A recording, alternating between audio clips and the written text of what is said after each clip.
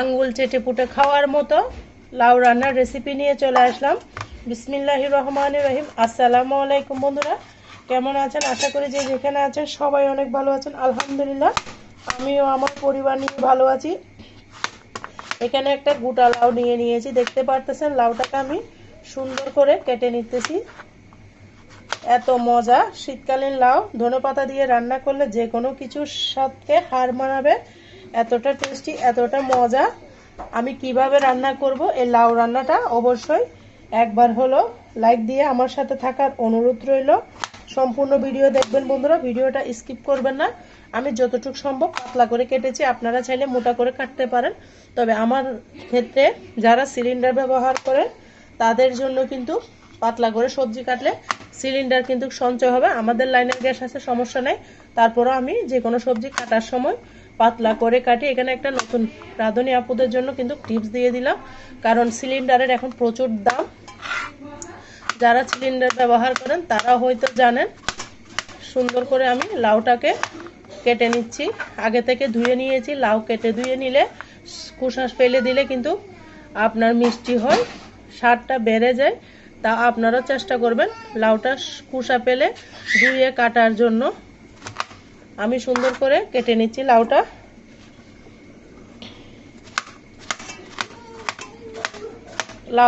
লাউর recipe কার কার পছন্দ অবশ্যই ছোট্ট একটা কমেন্টসে বলবেন।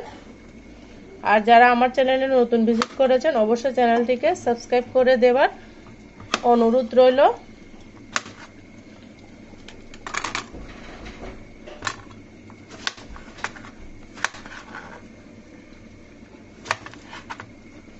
এখানে একটা গোটা লাউ নিয়েছি আমি। বন্ধুরা, সমস্ত লাউ কিন্তু আমি কেটে নিয়েছি।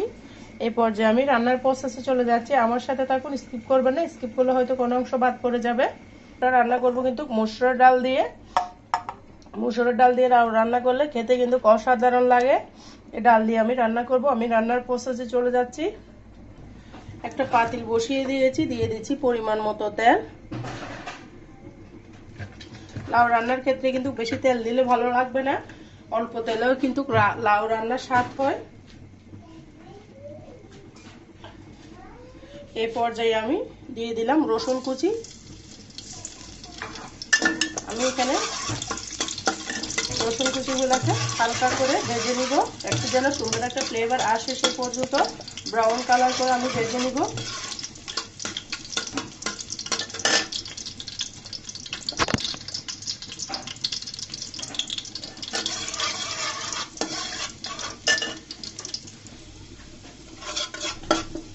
দেখতে পারতেছেন লাউগুলো আমার রসুনগুলো আমার ভাজা হয়ে গিয়েছে।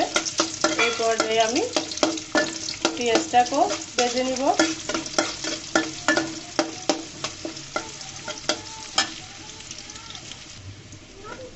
দেখুন আমার পেঁয়াজগুলোও কিন্তু ভাজা হয়ে গিয়েছে। দিয়ে দিলাম স্বাদ মতো লবণ। ডালটা আমি 2 ঘন্টা মতো ভিজিয়ে রেখেছি। আপনাদের যদি ডাল ভিজানো না থাকে তাহলে লবণটা আগে দিবেন না, ডালটা সিদ্ধ হতে চাইবে না। আমি যেহেতু ডালটাকে আগে থেকে ভিজিয়ে রেখেছি সেজন্য ডালটা আমার সিদ্ধ হয়ে যাবে। তারপর দিয়ে দিব সামান্য একটু মরিচের গুঁড়া, 1/2 চামচ থেকেও কম।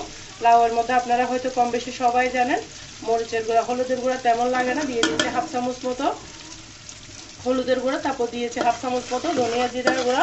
অল্প মশলা দিয়ে লাউ রান্না করলে খেতে কিন্তু অসাধারণ লাগে। লাউ রান্নাটা আমাদের মোহাম্মদ সাল্লাল্লাহু আলাইহি ওয়াসাল্লামের অনেক প্রিয় খাবার, সেই জন্য লাউ রান্নার মধ্যে কিন্তু ভীষণ বেশি মশলা লাগে না। অল্প মশলা দিয়ে লাউ রান্না করলে খেতে কিন্তু অসাধারণ হয়। দিয়ে দিচ্ছি সামান্য পানি। মশলাটাকে আমি কষিয়ে নিব। দেখুন বন্ধুরা, মশলাটা কষানো হয়ে গেছে। এখানে দিয়ে দিলাম 8-10টা কাঁচামরিচ। আমার ঝালটা সম্পূর্ণ কিন্তু কাঁচামরিচ থেকেও হবে। কাঁচামরিচটা দিয়ে আমি একটু কষিয়ে নিচ্ছি।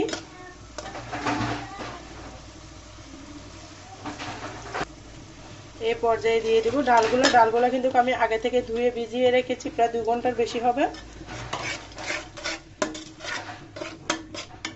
একটু পানি দিয়ে দিচ্ছি। ডালটাকে একটু মশলার মধ্যে আমি কষিয়ে নিব। দেখুন বন্ধুরা, 2-3 মিনিট পর আমি ফিরে এলাম। কি সুন্দর একটা কালার এসেছে। ডালটাকে কষিয়ে নিলাম মশলার মধ্যে। এই পর্যায়ে আমি লাউটাকে ঢেলে নিব। সম্পূর্ণ লাউটাকে আমি ঢেলে দিয়েছি। দিয়ে মশলার সাথে ভালো করে কষিয়ে নিব, নেড়ে চেড়ে দিব। নতুন রাঁধুনি যারা ব্যাচেলার আপুরা আছেন অবশ্যই লাউয়ের মধ্যে মরিচ মশলাটা কম দিবেন, হলুদ মরিচের পরিমাণটা কম দিলে লাউটা খেতে অসাধারণ লাগবে। আর যারা ভিডিওর এতটুকু এসে গিয়েছেন সবাইকে অসংখ্য ধন্যবাদ। আর যারা একটা লাইক দিতে ভুলে গিয়েছেন একটা লাইক দিয়ে আমার সাথে থাকার অনুরোধ রইল। আর আমার চ্যানেলে যদি নতুন ভিজিট করে থাকেন আমার চ্যানেলটিকে সাবস্ক্রাইব করে দেওয়ার অনুরোধ রইল। সুন্দর করে আমি কষিয়ে নিব। এখানে আমি অল্প একটু পানি দিব, পরে লাগলে আবার দিব, দিয়ে আমি ঢাকনা দিয়ে ঢেকে দিব। লাউটা কষানো পর্যন্ত বন্ধুরা 2-4 মিনিট পরে আমি আবারও ফিরে আসব, আমার সাথে থাকুন।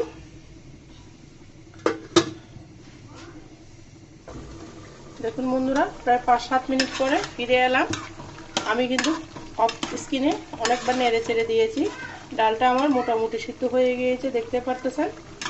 আরও 2-3 মিনিট মতো রান্না করে নিতে হবে, তাহলে কিন্তু ডালটা না গললে কিন্তু খেতে ভালো লাগবে না। ডালটা যখন গলে যাবে খেতে বেশি ভালো লাগবে। এই পর্যায়ে আমি অ্যাড করে দেবো একটা টমেটো কিউব করে কেটে নিয়েছি, দিয়ে আবারও নেড়ে চেড়ে দিব। কালারটা কত সুন্দর এসেছে। লাউটা কিন্তু প্রায় 80% মতো সিদ্ধ হয়ে গিয়েছে। আমি ঢাকনা দিয়ে ঢেকে দিব, আর 5 মিনিট রান্না করব। 5 মিনিট করে ফিরে আসতেছি বন্ধুরা। আবারও 5-7 মিনিট পরে ফিরে এলাম। দেখুন এরই মাঝে আমার ডালটা কিন্তু গলে গিয়েছে দেখতে পারতেছেন, একদম গলে গিয়েছে।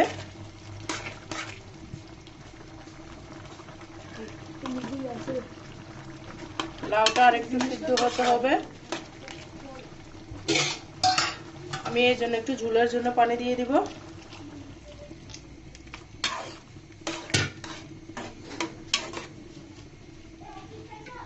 একটু ঝোল ঝোল করে রান্না করব, যেহেতু ডাল রান্না করতেছি সেই জন্য আমি একটু ঝোল ঝোল করে রান্না করব।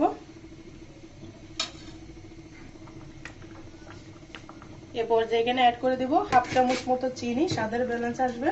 লবণটা একটু কম হয়েছে, আমি আর একটু লবণ দিয়ে দিলাম।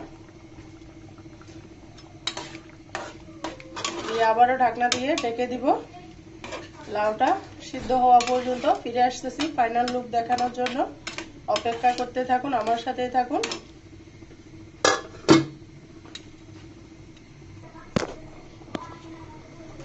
বন্ধুরা 2-3 মিনিট মতো আমি রান্না করেছি, দেখতে পারতেছেন ডালটা কিন্তু গলে গিয়েছে। এই পর্যায়ে আমি দিয়ে দিব ধনেপাতা। কেমন হয়েছে আমার লাউ রান্না অবশ্যই ছোট্ট একটা কমেন্টসে বলবেন বন্ধুরা। আর যারা আমার সাথে এতক্ষণ পর্যন্ত ধৈর্য ধরে ভিডিও জুড়ে থেকেছেন সবাইকে অসংখ্য ধন্যবাদ, অনেক অনেক ভালোবাসা। সবার জন্য শুভকামনা ও দোয়া রইল বন্ধুরা। আজকের মতো আমি এখানে বিদায় নিচ্ছি। ইনশাআল্লাহ যে কোনো ভিডিও নিয়ে রেসিপি নিয়ে আবারও হাজির হব।